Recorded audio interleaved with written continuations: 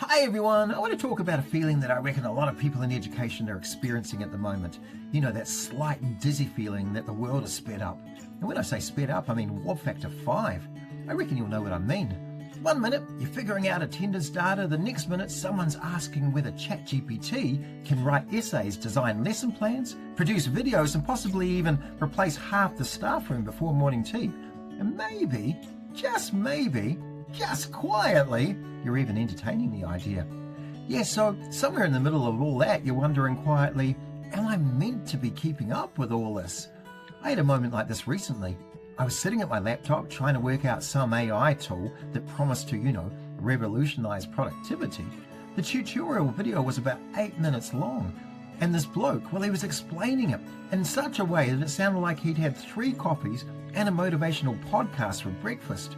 And by minute 3, I realized something. The tool, it might have been revolutionary, but I had absolutely no idea what problem it was trying to solve. For a second, I wondered if that made me super dumb. But, if I'm honest, this is a pretty common leadership moment these days. Not that feeling of being super dumb, but the feeling of being just a little bit lost in the information that's swamping you in the name of revolution. Because let's face it, the speed of change has become extraordinary. Research from MIT and Stanford shows that AI tools can improve productivity and knowledge work by anywhere from 14% to 40% depending on the task. That's actually huge. But there is a catch. Human beings don't adapt emotionally at the same speed that technology evolves. Our brains still like clarity, purpose, and manageable steps. So when everything changes all at once, it doesn't feel exciting. It feels overwhelming, and especially so in schools. So what do you do when the pace of change threatens to sweep you off the feet? Well, firstly, slow down your response. There's a line from the writer Oliver Burkeman that I've been thinking about a lot recently. He says, you don't get to choose whether you face limitations, only which limitations you choose. And that's surprisingly helpful when you start thinking about AI, because the temptation right now is to believe that we have to keep up with everything. Every tool, every update, and every clever new platform that someone on LinkedIn says is game-changing. But that's not leadership, that's just exhaustion. The real leadership move is recognizing that limits aren't failure, they're focus. So let's face it, you don't need to try every AI tool that appears this week. You just need to pick 1 or 2 things that might genuinely help your work. And quietly ignore the rest for now.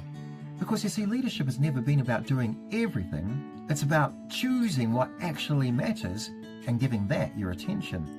The second thing I'd try is this. Treat new technology like a curious visitor rather than a crisis. Instead of asking, how do we implement this immediately? Try asking, what's this actually good for?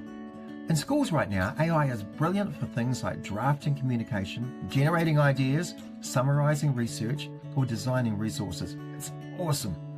But it's not replacing the real work of education. AI won't fix the relationships. AI won't help you make a human-like judgment on something that needs the human touch. And AI doesn't have the ability to read a room full of humans. And thirdly, choose experimentation over expertise. You don't need to master everything. Just try the small things.